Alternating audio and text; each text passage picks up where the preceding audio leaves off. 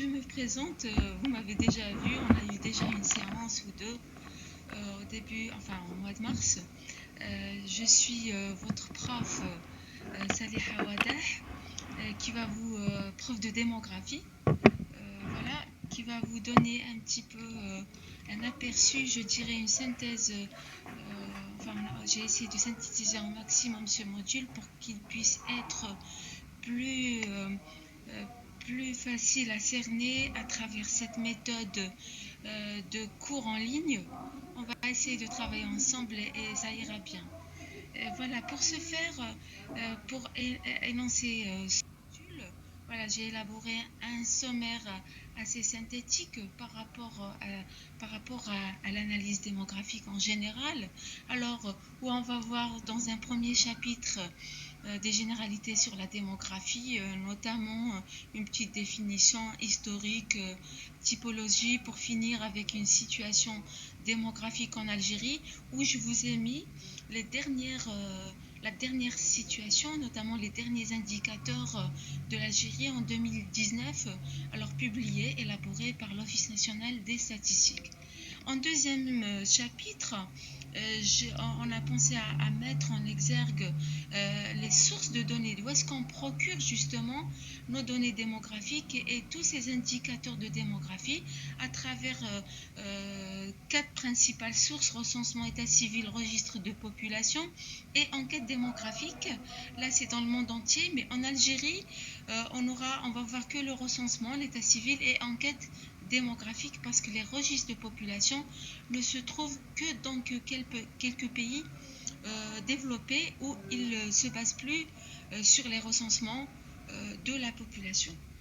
En troisième chapitre, qui est un chapitre un peu technique, où on va voir quelques éléments, quelques outils d'analyse qu'on va appliquer pour calculer, pour ressortir ces indicateurs, notamment un diagramme de Lexis où il constitue à représenter nos phénomènes démographiques à travers une représentation graphique assez simple, une représentation un peu statistique pour l'évolution de chaque événement démographique. Alors dans ce même chapitre, on va voir comment on calcule justement, quelle est la méthode de calcul des taux, qui sont des méthodes ordinaires, comme en économie, comme en tous les domaines d'études, comment on calcule un taux de mortalité, comment on calcule un taux de nuptialité, etc., où on a des taux bruts, des taux spécifiques. Ainsi, on abordera la méthode de calcul des quotients ou étude de risque ou calcul de risque d'un événement démographique quelconque. On finira par un chapitre sur un des phénomènes démographiques ou un des événements démographiques, qui est la mortalité, sachant qu'il y a en démographie 4 événements.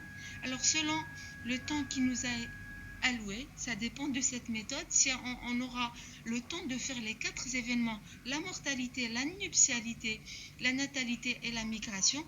Sinon, on va se contenter d'un exemple de la mortalité et comment on calcule, comment on quantifie ce phénomène à travers des taux, à travers une table de mortalité qu'on va construire, à travers des indices de tendance centrale, et puis pour finir par la mortalité infantile, c'est-à-dire les enfants qui décèdent avant une année, où j'insiste sur ça parce que c'est l'un des meilleurs, des premiers indicateurs du développement humain dans le monde. On se base au premier rang sur la mortalité infantile, et je souhaite vivement vous apprendre ça et comment l'évaluer, notamment en Algérie. Alors, quelques références très importantes auxquelles j'insiste pour vous. J'ai choisi les meilleures, des références que vous trouverez notamment dans notre bibliothèque de l'école de statistique. Ok. Alors, je vous recommande vivement, par exemple, le livre de Madame Chérif, qui est notre collègue à l'école. Et puis, un dernier, je ne sais pas s'il est disponible, le livre de Monsieur aussi, un grand démographe, qui a travaillé, qui a mis en exergue qui a écrit plusieurs livres sur l'analyse et les éléments d'analyse démographique.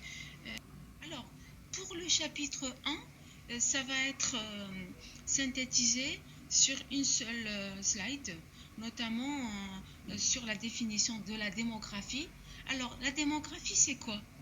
Tout le monde qui a entendu parler déjà du mot démographie, qui est relié directement à la géographie. On a fait de la démographie réellement en géographie au lycée, etc. Alors du coup, c'est quoi? Pourquoi insérer la démographie au sein de l'école de statistique? Parce que c'est une étude statistique de la population. C'est l'étude des populations humaines, de leur état, de leur mouvement, ainsi les facteurs influents ou agissant sur ces caractéristiques, sur l'âge, sur le sexe homme-femme, sur la situation patrimoniale, sur le niveau d'instruction. Ça, c'est la démographie qui étudie ce genre de population avec ces caractéristiques. Alors, l'étude des populations ont un rapport avec le renouvellement. Par rapport à quoi? Par rapport aux 4 événements qu'on a déjà vus. Alors, les 4 événements, qui sont quoi? Qui sont les naissances? C'est l'événement natalité, les décès, événement mortalité, les mariages, événement nuptialité, et les mouvements migratoires, c'est événement migration.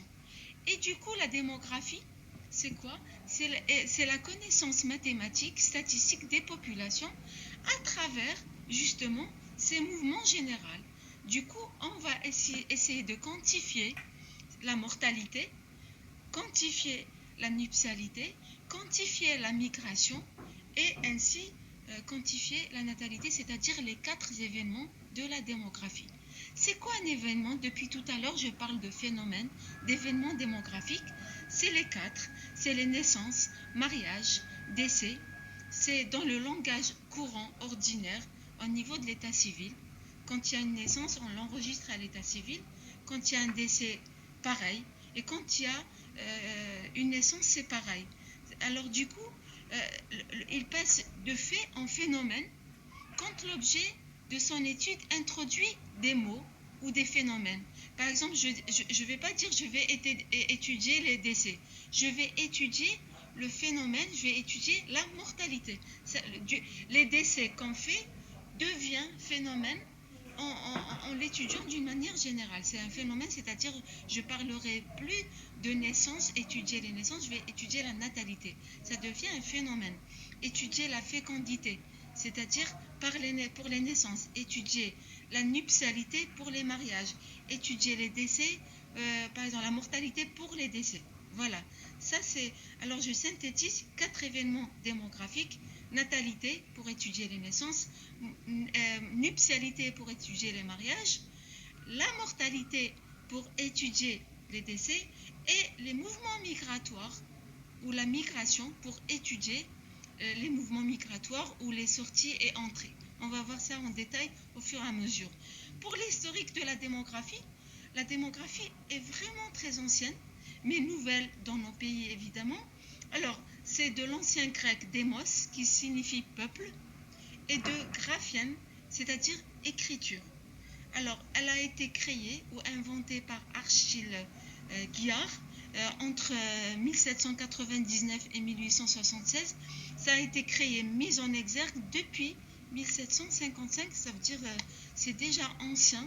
Elle a été, son étude a été vraiment débutée dans le début du 19e siècle en France.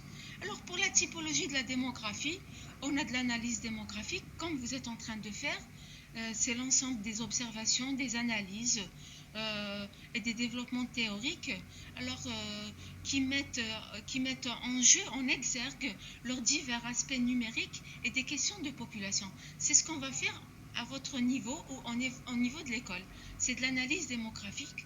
Alors on a de la démographie économique, elle traite les 2 rapports réciproques existants entre les populations et leurs ressources, c'est-à-dire tout ce qui concerne les caractéristiques de la population, avec par exemple leurs ressources, l'eau, le lait, etc., tout ce qui est en rapport avec les ressources de la population.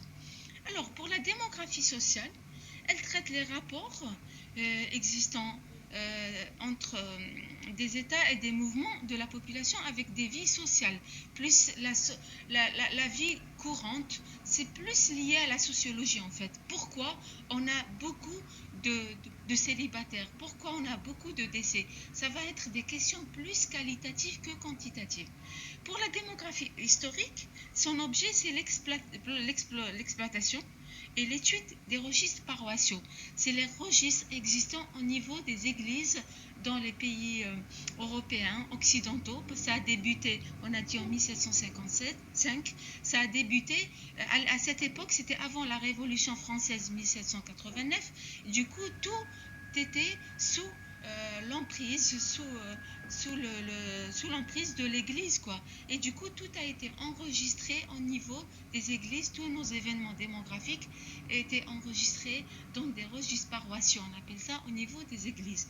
Il y a une démographie historique qui est étudiée en fait cet aspect avant la Révolution française, avant l'état civil, avant le recensement, etc. On a la démographie mathématique carrément, c'est l'étude des relations formelles existant entre diverses grandeurs caractérisant une population. Là, c'est dans le cas on l'utilise beaucoup dans l'actuariat par rapport aux projections actuarielles et projections démographiques, où on met beaucoup en exergue, on s'appuie sur des formules actuariales et des projections mathématiques. Voilà. Pour la génétique des populations, c'est l'étude de la structure génétique d'une population et son évolution de cette structure en fonction des divers facteurs qui la conditionnent. C'est directement lié à quoi? C'est directement lié aux génétiques, à tout ce qui est gynécologique, tout ce qui est héréditaire, tout ce qui est... C'est comme dans la natalité et l'utilisation des moyens contraceptifs. Alors, les démographes travaillent beaucoup plus avec des gynécologues. Par exemple, pour la mortalité infantile, les décès des enfants moins d'une année, on travaille beaucoup avec les pédiatres. C'est une discipline très liée à la santé de la population. En démographie, pour étudier tous ces événements, les 4 événements, etc., on a besoin de plusieurs observations en démographie. J'imagine que vous avez fait c'est quoi l'observation en méthodologie. Alors, on a 3 types d'observations principales, 3 types principaux. Alors, on a l'observation continue. Elle donne le meilleur résultat, mais elle n'est pas praticable dans tous les cas figurés. C'est-à-dire, par exemple, si je veux étudier la mortalité, j'observe. Quand il y a un décès, je l'enregistre. Je vis avec l'événement. Je vis d'une manière, c'est une observation continue avec l'événement. Okay? Mais il y a, par exemple, si je veux étudier la nuptialité, en 1900, la nuptialité ou par exemple la mortalité au cours du séisme 2003. Je ne peux pas vivre l'événement. L'événement est déjà passé. Il est rétrospectif. Du coup, je vais utiliser la 3e observation, qui est l'observation rétrospective, où on interroge, par exemple, on interroge des enfants qui ont atteint 50 ans ou des gens qui ont atteint un certain âge par rapport justement à l'événement qui ont connu il y a 40 ans, dans leur passé. Je reviens à leur passé. C'est-à-dire c'est une observation dans le passé. Du coup, je ne peux pas vivre l'événement, je ne peux pas utiliser de l'observation continue. Un exemple, la maladie qu'ils ont eu à l'âge de 10 ans. Donc, c'est une étude d'une manière à revenir en arrière. Ok? Alors, pour le deuxième type d'observation, c'est l'observation instantanée. T. Le mot, il désigne le type d'observation. C'est l'observation à l'instant T, date d'enquête. Elle est liée au risque des événements de la conjoncture. Je veux étudier la migration en 1900, une année bien précise. D'accord? Mais toutes ces 3 observations sont liées aux événements démographiques qui sont 4, mortalité, nuptialité, migration et natalité. Voilà. Maintenant, je vous donnerai une situation démographique. J'ai travaillé au cours des derniers jours, où j'ai pu avoir la dernière situation démographique en Algérie en 2019. Alors j'aimerais bien vous communiquer ça pour que vous ayez une bonne maîtrise de notre situation démographique. Quelqu'un vous pose la question, on a tout le monde qui dit 80 millions, 32 millions. Là, on a des données réelles qui sont publiées par un organisme officiel qui est l'Office national de statistique. Alors du coup, pour la population moyenne en Algérie, c'est-à-dire la population moyenne, c'est-à-dire en milieu de l'année, c'est une population à laquelle on va appliquer plusieurs taux qui sera porté toujours au dénominateur. D'accord ? La population moyenne en Algérie au 1er juillet 2019, on est à 43 424 000 personnes. Alors, où on a presque à partie égale des hommes et des femmes, exactement, on est à 50,7 de la population masculine et de 49,3 de la population féminine. Alors, au 1er janvier 2020, on a 43,9 millions d'habitants. Là, à peu près, on est à 44 millions. La population féminine, maintenant, qui, à l'âge de 15-49 ans, c'est-à-dire à l'âge d'avoir des enfants, on appelle à l'âge de procréer. On aura besoin de cette population pour calculer un taux des femmes, un taux général pour la fécondité. D'accord ? Alors du coup, on est à 11 millions sur 43,9 millions d'habitants. Alors, pour les gens qui décèdent, le taux de mortalité générale, on est à 4,55 pour 1000.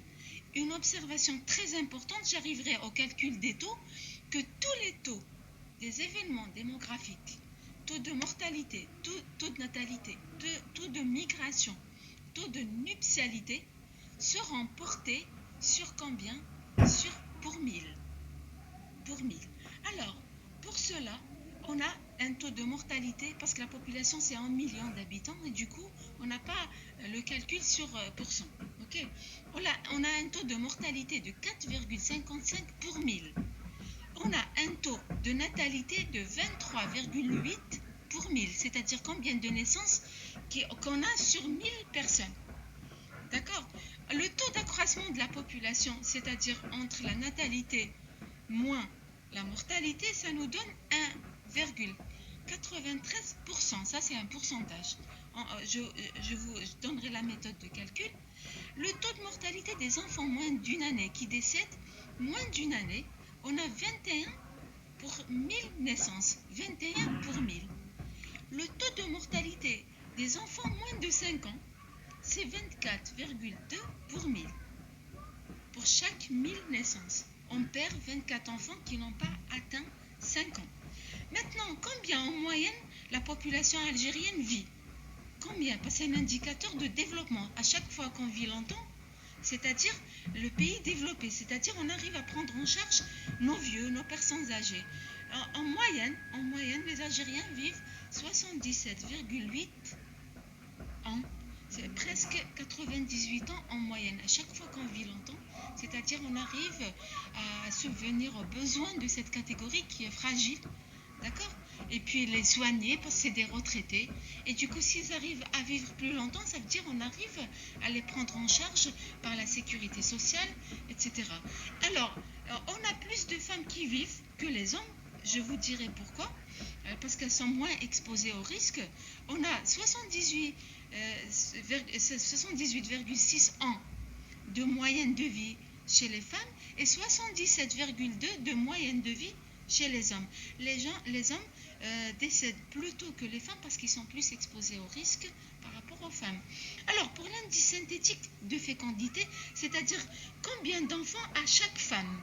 Combien d'enfants ? C'est une moyenne aussi de développement pour dire que les gens, est-ce qu'on a beaucoup de population ? C'est une moyenne d'enfants pour chaque femme. On a 3 enfants pour chaque femme en Algérie. Alors, dans les pays développés, la moyenne ne dépasse pas 2 enfants par femme. À chaque fois qu'on a beaucoup d'enfants, ça veut dire que c'est un pays pauvre, un pays sous-développé où on va de développement. Pour la structure de la population, pour voir à peu près est-ce qu'on a beaucoup de jeunes, est-ce qu'on a beaucoup de vieux, Alors, l'effectif, quand on dit moins de 5 ans, moins de 15 ans, ça veut dire que c'est une population inactive. Et quand on dit plus de 60 ans, c'est une population inactive aussi, c'est-à-dire on doit subvenir aux besoins de ces catégories de moins de 15 ans et de plus de 60 ans. D'accord? Alors du coup, en moins de 5 ans, on a 11,7%. L'effectif de la population, moins de 15 ans. 15 ans, ça veut dire qu'ils ne travaillent pas encore. Ils ne sont pas dans le marché du travail. On a 30,4 qui sont inactifs en Algérie, c'est-à-dire des écoliers, des écoliers surtout, mais qui ne sont pas encore dans le monde du travail, sachant que l'activité, comme la désigne, la décrit, la définit le Bureau international du travail, c'est entre 15 ans et 60 ans. En Algérie, 59 ans révolus en Algérie, et dans la majorité des pays développés, c'est jusqu'à 65 ans. Ça, c'est la population active. Alors, la population active en Algérie, puisqu'on sort en retraite à 60 ans, on a 60% des gens qui sont censés travailler. Ça ne veut pas dire que les 60% travaillent tous. Parce que parmi 60%, on a un taux de chômage entre 15 et 59 ans. Si 60% travaillent tous, c'est l'idéal. On a une richesse de main-d'œuvre incroyable. En Algérie, on a vraiment une main-d'œuvre très très importante. La population active des jeunes qui sont censés travailler, là c'est 60%, c'est vraiment une richesse humaine. Alors maintenant, pour les retraités, c'est 9,5, c'est-à-dire la population de 15-59 ans, les 60%, doivent subvenir aux besoins des 30,4% des moins de 15 ans et des 9,5%. Normalement, ça nous donne les 100%, d'accord? C'est-à-dire 60% doit travailler, subvenir aux besoins des inactifs qui sont moins de 15 ans et plus de 60 ans. C'est ce qu'on appelle en démographie le rapport de dépendance démographique. C'est-à-dire on prend les moins de 15 ans, on rajoute les plus de 60 ans, ce qui signifie les inactifs. Ils n'aident pas au marché du travail. Ils ne sont pas dans le marché du travail. On le divise sur la population active, c'est-à-dire de 15 à 60 ans, et on aura un rapport de 66,6. Là, 66,6, ça va, c'est-à-dire qu'on n'a pas, on est équilibré pour le moment. On va voir cette question d'équilibre financier par rapport aux inactifs et actifs dans un pays quelconque.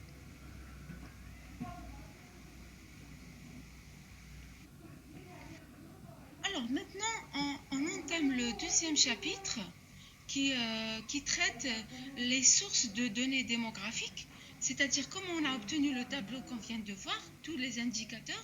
Qui dit indicateur démographique, c'est directement lié à la situation économique d'un pays, au niveau du développement d'un pays, et comment en fait subvenir aux besoins de cette population, et comment, par exemple, s'il y a beaucoup de décès, comment réduire les décès, comment les naissances, etc. S'il y a beaucoup de naissances, c'est-à-dire on doit offrir des infrastructures pour ça, etc. Les indicateurs nous aident à faire des modélisations et puis pour un meilleur niveau de vie dans une population quelconque, dans un pays quelconque. Alors, pour les principaux et les principales données démographiques dans le monde entier, on a pratiquement en démographie, on a quatre sources, et en économie, pour une portée économique et sociale, on a deux autres sources pour les indicateurs économiques. Ce qui nous intéresse, nous, c'est plus l'aspect démographique.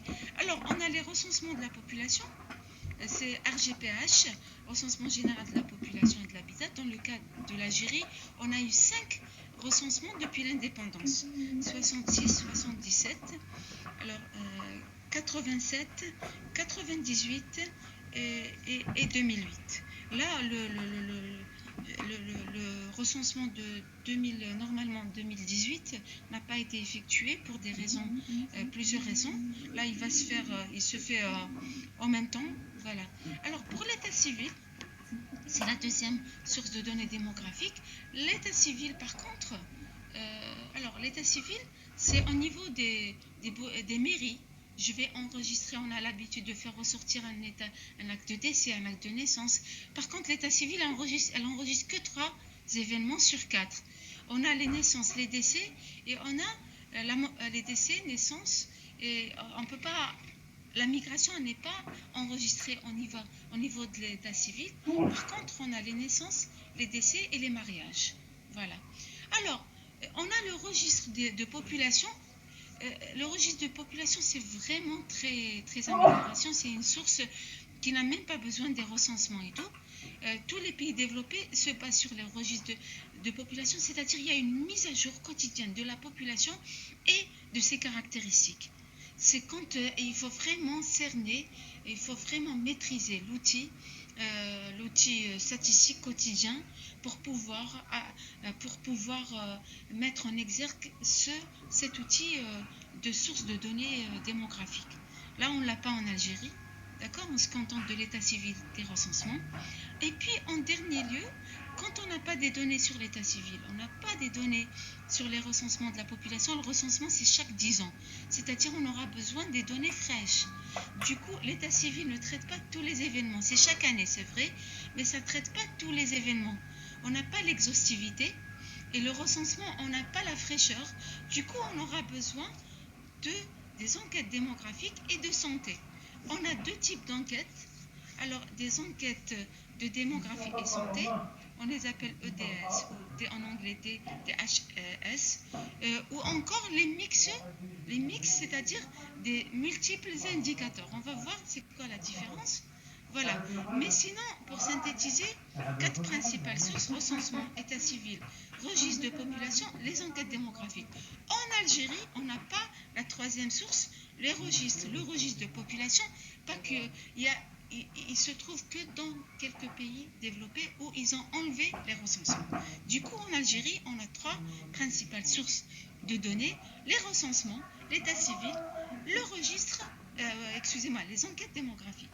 Alors, pour la portée économique, on a des enquêtes ménages et on a des enquêtes sur la main-d'œuvre.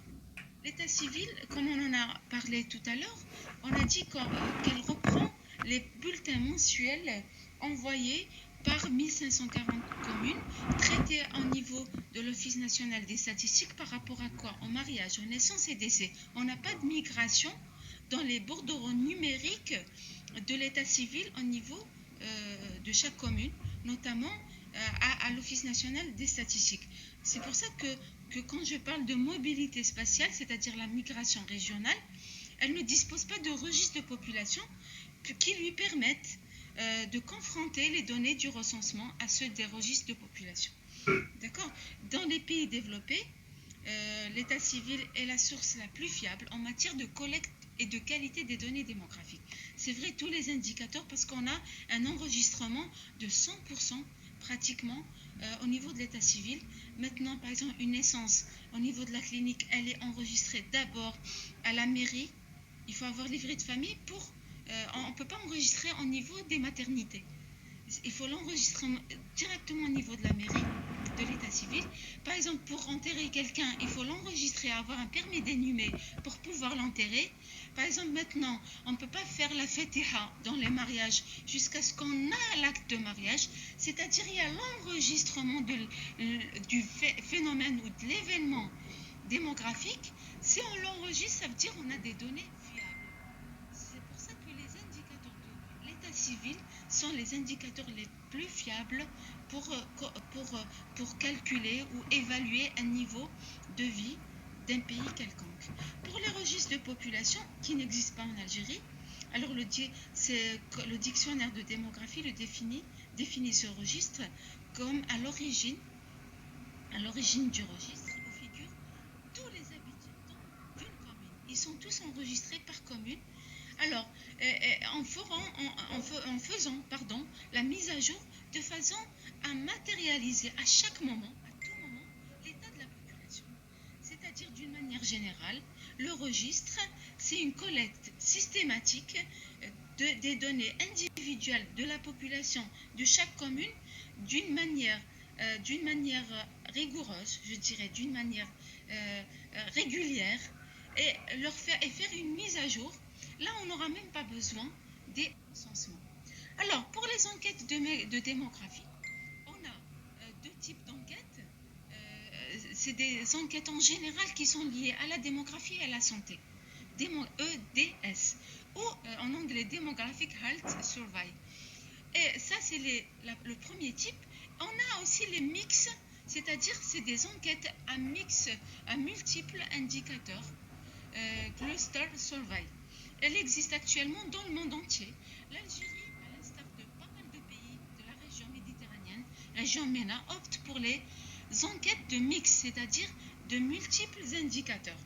À l'opposé de la majorité des pays africains, les pays africains, ils optent plus pour les enquêtes de santé, les enquêtes démographiques de santé, sans se baser sur les indicateurs, les multiples indicateurs de santé. Alors la différence entre les deux enquêtes, ça réside beaucoup plus dans la méthodologie. Alors, pourquoi? Parce que on élabore des indicateurs démographiques et de santé qu'on retrouve dans les questionnaires relatifs. Il y a des questionnaires qui sont relatifs à ces enquêtes. Alors, on peut prendre par exemple l'exemple du taux de mortalité infantile ou celui de la mortalité maternelle, c'est-à-dire les mamans qui décèdent à l'accouchement. C'est des taux qu'on calcule dans les mix. Alors, par exemple, les organismes qui veillent à l'élaboration et au financement de ces enquêtes sont différents. Alors, l'avantage des enquêtes, c'est ça la deuxième différence, c'est la méthodologie et les enquêtes qui financent en fait ces enquêtes. C'est la seule différence entre les EDS et les mix. Alors, l'avantage des enquêtes de santé, c'est que leur base de données elle est mise en ligne. C'est vraiment pour qu'on puisse travailler. Mais les mix, c'est-à-dire multiples indicateurs, c'est pas évident d'avoir, c'est très difficile ou c'est impossible, je dirais, d'avoir les bases de données pour qu'on puisse travailler. Les bases de données qu'on met à la disposition des chercheurs en démographie ou des étudiants comme vous, etc. Alors, les buts des enquêtes démographiques, c'est de renseigner la situation épidémiologique à travers des indicateurs de santé, par exemple comme le sida, le diabète ou certaines maladies transmissibles ou chroniques. Alors, et savoir et donner un état des lieux de la situation démographique à travers ces indicateurs, tels que le nombre moyen d'enfants par femme, c'est l'ISF par exemple, le taux brut de natalité infantile, taux de mortalité maternelle ou le taux de première nuptialité, ceux qui se marient pour la première fois. Ça, elles ont beaucoup d'avantages, les enquêtes démographiques, pour évaluer notre situation démographique d'un pays quelconque en Algérie. Je vous remercie et on fera prochainement le chapitre 3 par rapport aux outils d'analyse démographique. Je vous remercie infiniment.